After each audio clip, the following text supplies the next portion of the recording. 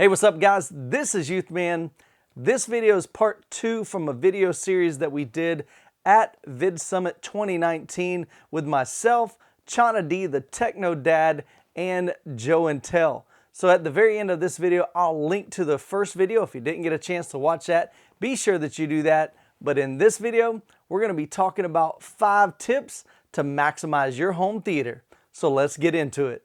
So what do you think would be some ways that you could do, and even like free things, there's some things that you can do in your setup that don't cost anything that really could have a significant impact on how it sounds and how it performs? I mean, my thing is use and trust your ears. Okay. And I know it's hard for a lot of people to just do that, especially if they're not experienced.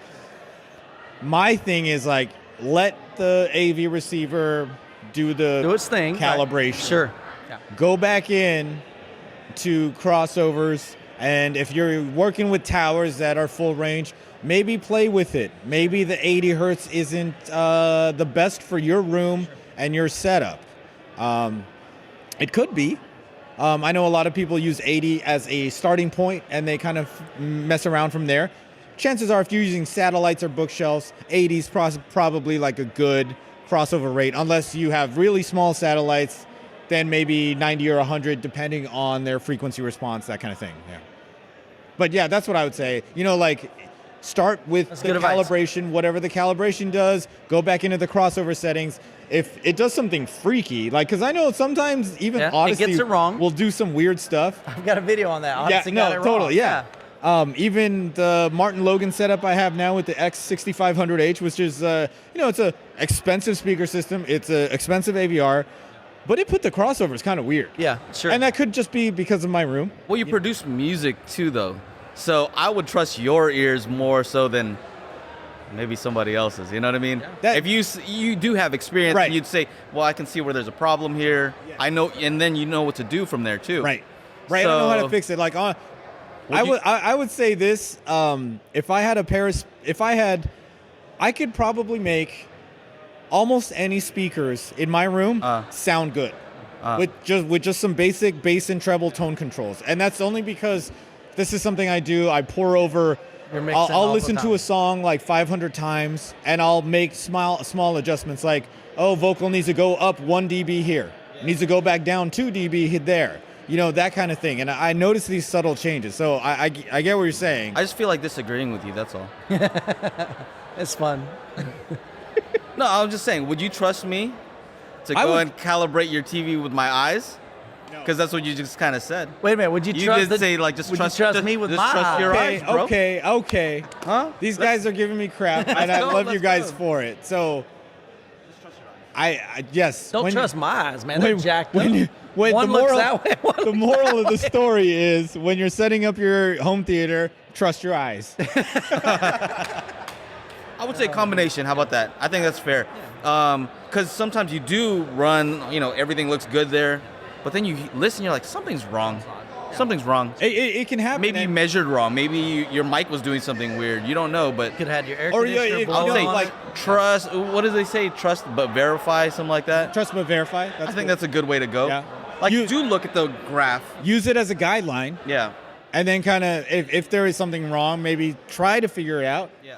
And if you can't, you can email one of the 3 of us. Yeah. And we can always try to help. What else? Optimization. So I got a really free one that I learned a long time ago, but I didn't learn this until I got involved in a forum, an audio forum, and I sent a picture and showed them my room, and at that time I had 2 speakers on the side.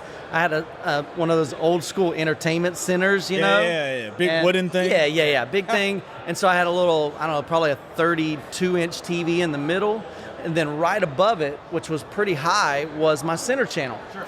And so, it sounded pretty good, but somebody made the comment, they're like, have you ever tried angling the center channel down? And I'm like, no, why would I do that? Here's the deal. Tweeters are very directional. Yeah. So when you're sitting on a couch like this, my ears are, say, 3 foot off the ground, but my tweeters were about 5 feet off the ground. They're on top of the TV. That's how Chana recommends, no? No, well, it's... Yeah, according to Ron, okay, that's how you recommend all the way. Ron, put the speakers as high as close to the ceiling as possible. Oh my gosh. So here's the deal, though. So if your center channel, a lot of you guys have an entertainment center. You may have it. I've seen entertainment centers where they put them way down on the floor, or way above the TV, because you can't. You know, I've got an acoustic transparent screen where I have the luxury. Perfect setup. Yeah, I've got the luxury to be able to put the speakers directly behind the screen, so I don't have in line, right? Yeah, so I don't have to worry about that. But a lot of you guys have, you know, LCD TVs, you got OLED displays and different things like that, and especially now that they're getting bigger. Still can't put the speaker behind the TV. Yeah, and they're going up higher and going lower because your TV's getting bigger. So the biggest thing with that is angle it down. So if it's above you, just kind of look at it. You can even take one of those little I take a $3 laser pointer. Yeah, absolutely. You know, just put it on the speaker, aim it directly to where your ears are going to be. I'm telling you, it changed dramatically in the clarity, in the dialogue. That just, I mean, it opened up my center channel big time. Same thing on the floor.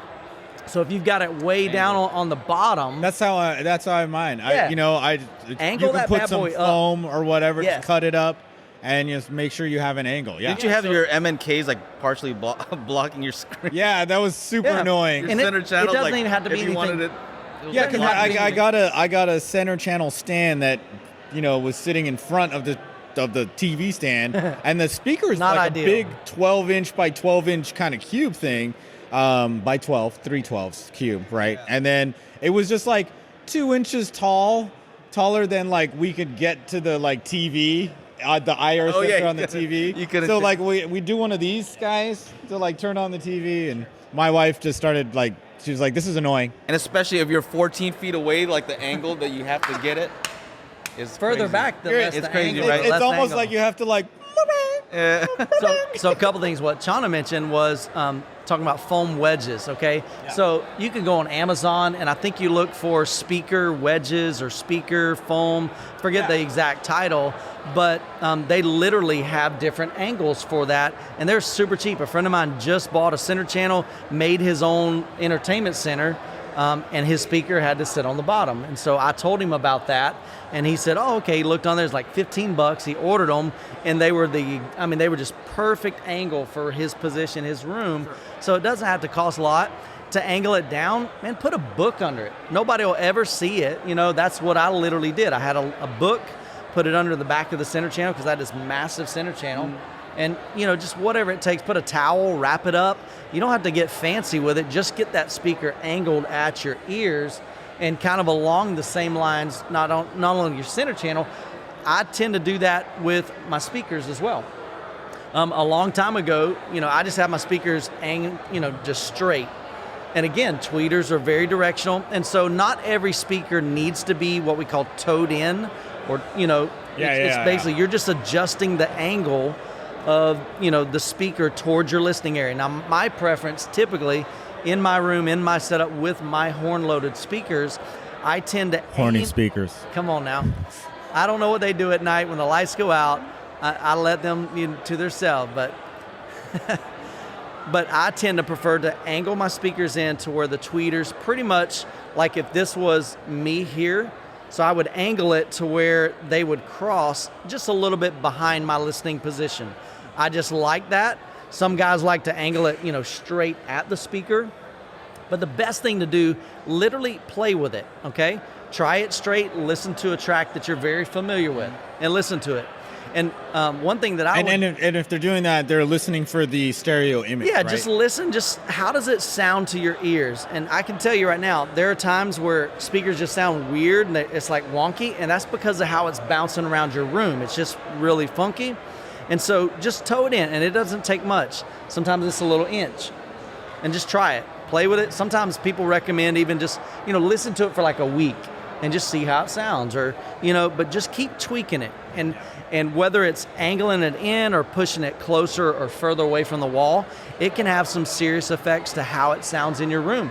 And the other thing I've done too, when you get it about where you want it, you know, you like the way that it sounds, listen to it, you know, in your normal position. So say I'm sitting back here, and then start, you know, just lean forward.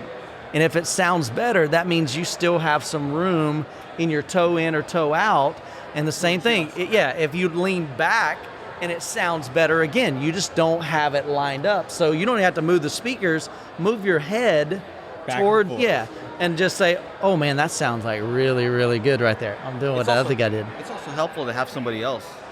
Yeah, yeah. Like, Oh, yeah. It's That's a huge deal, yeah, right? so that's That's great. why you got your You'd have to kid keep going to help. up, Hey, down, to the left. up, No. Too much. Back. Absolutely. But see, guys, these are some free things. This doesn't cost you anything, but it can really impact, the way that your speakers sound, I got So, one. yeah, go ahead, We're man. talking about home theater? Or just Or whatever. Yeah, channel, just whatever. speakers, home theater. It can Just be both. like setup or we I know don't know, Joe whatever. doesn't do a All right. lot of home theater, but Yeah, I got something. I still got my home I'm theater. not saying you know you're what I mean? not into home theater, but He's got that big screen. He's got a bigger screen than me. Yeah. okay, that's true. If I had a dedicated room, Okay. I would totally do that. Yeah. Okay. So I'm into it. All right, I've good. always been into it. Yeah. So here's what I would say is invest. We were talking about investing in good 2 speakers, right? Invest in a decent sub. Because I'm sure a lot of times you'll get like, Yes. hey, are these $100 subs good? Like, no, They're garbage. don't do that Yeah. because they're not gonna hit. Yeah. Well, they'll probably get down to like 35 if you're lucky. The bottom. You know what I mean? Yeah, they'll bottom Yeah, out. 35 If if you're you're lucky. lucky, maybe 40, right? So invest in a decent sub. Like, we talk about some of these SVS SB or or PB 1000 or a used one. Sure. I think we've talked about the RSL. Like these aren't I rocked expensive. 15-year-old subs for a long time. I mean, 15-year-old subs. Yeah. But they had a 15-inch active and a 15-inch passive, and I had 4 of them. So that's a little crazy, but I mean, I think I didn't pay a whole lot for them. if you can get a decent sub that can hit low, I would say aim for 25 and below. Yeah. Oh, if yeah. you can do that, you don't have to get that crazy with the speakers because you wouldn't You believe could how go with much some good bookshelves. Yeah. Right. You can. How much immersion do you get from the actual subs, right? If you were to disconnect your subs, Yeah. it's not going to be as immersive. My right? La Scalas, honestly, they sound pretty. They sound anemic. They really, really do. And where they are you have crossing over at?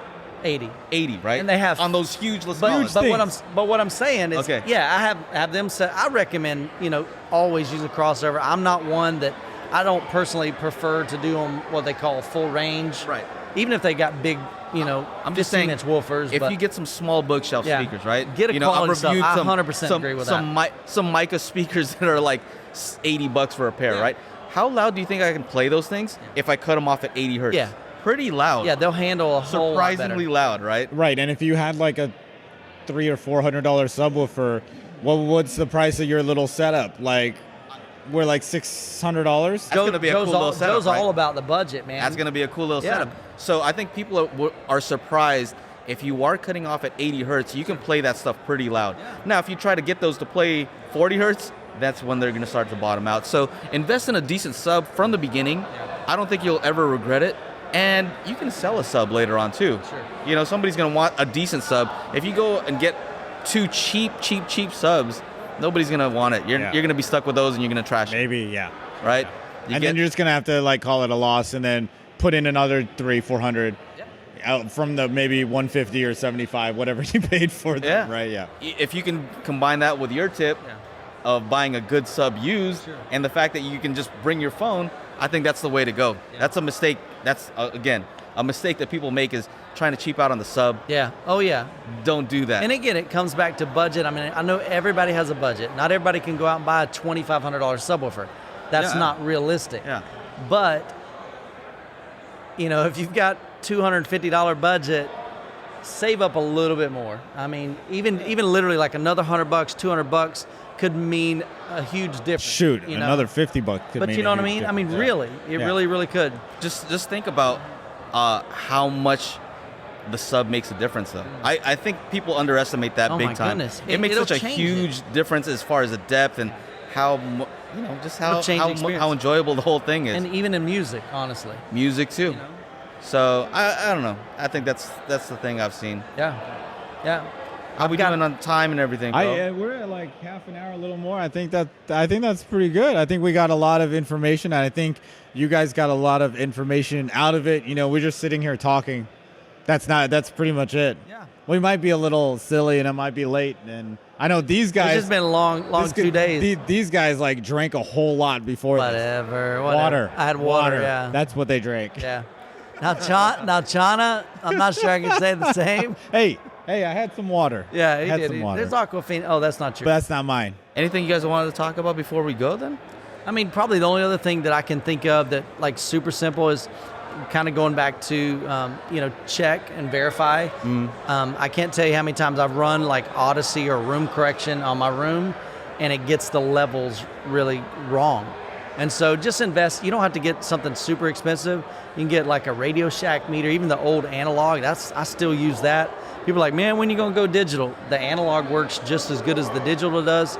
But get you an SPL meter so that you can physically test, okay, when I'm playing the right speaker, just make sure it's the same volume as your center, as your left, as your surrounds, as the in ceilings if you've got Dolby Atmos. And if you don't want to, you can get a dB meter for free on your phone. Yeah. Just make sure the microphone is facing the area. It should be at your ear level. Yeah. Like, just got to put it there. Yeah. Hang out like this. Yeah. Yeah, and so, but again, that's just something free, and to have all of your speakers, now, all right, so there's one little caveat with that. Having all of your speakers play the same volume just creates a more immersive sound. I mean, now we've into the whole Dolby Atmos, Oro 3D, DTSX, all of that's immersive sound. And so having those at equal volume is ideal, but again, sometimes you prefer to tweak those, and that's okay. Some guys I know, they'll bump up their center channel, 2 or 3 decibels. Okay? I mean, there's no right or wrong in that. It's your room, it's your ears, it's what you prefer. Some guys I know, they'll bump up their Dolby Atmos because they just want a little bit more. Sure. They want to know that they paid right. for They those, want to know something's happening up there. Yeah, and so I usually stand on my coffee table to see if something's happening. I'm like, oh, they're still on. And so they're like, man, I paid for those. I want to really experience those. So they'll bump those up. Same thing with the subwoofer, But to me, again, that's just a great starting point. Check that out. See if you don't like that. But it's just weird when you've got one speaker that's the same distance from the other one, and one's a different volume, and they're the same exact speaker.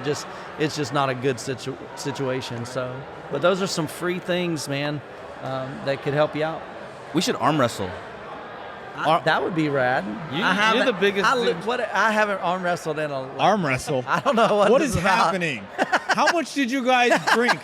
What is in that water? Hey, I'm game, man. I'm game for whatever. Man, this has been good. Crazy. You guys are crazy. I don't know what the hell. Who wants to see that? But anyway, maybe we should do that in a future video. That would be fun. Yeah, there you go. All right. All right, if you guys want to see that happen sometime, now it's gonna be hard because we might have to film it, and then if you guys like it, and let us know down in the comments that we'll actually show you the video. Do you want to see an arm wrestle? If you want to see an arm wrestle, make sure you're subscribed and hit the bell to all our channels. Comment down below if you want to see the arm wrestle. Share the video on Twitter. Yeah, there you go. With hashtag arm wrestle. Yeah. Oh. Okay. I like Put the link in there. Hashtag arm wrestle. And you got to tag all 3 of us. And we need to know who you think's going to win. Oh, yes. Who do you think is going to win? Yeah, who's the prediction? Yeah, who's going to win? I don't know how we'll do this like round robin of, I don't know. But we'll figure that out. Joe and Tell, Youth Man, Techno Dad. Well, tell us. And if you like these kind of videos, just let Chana know. Let us know, man. We'd love to get your feedback. I think we should record it, but not put it on this video. Yeah, exactly. No, that's what I'm saying. saying. Yeah, exactly. Yeah, we're going to record it because I live in Florida, and you guys are like on the other side of. We're definitely going to record it. 5'11". But if we get enough engagement and requests from you guys, then we will put it on. Okay? All right. They're going to place bets? Not now. Okay. Not now. Bets? Okay. Thank you guys so much for watching. We'll see you next time. Their channels are down in this description. This is, again, Michael the Youth Man and Joe from Joe and Tell. My name is Chana D, your Techno Dad. We'll see you guys next time.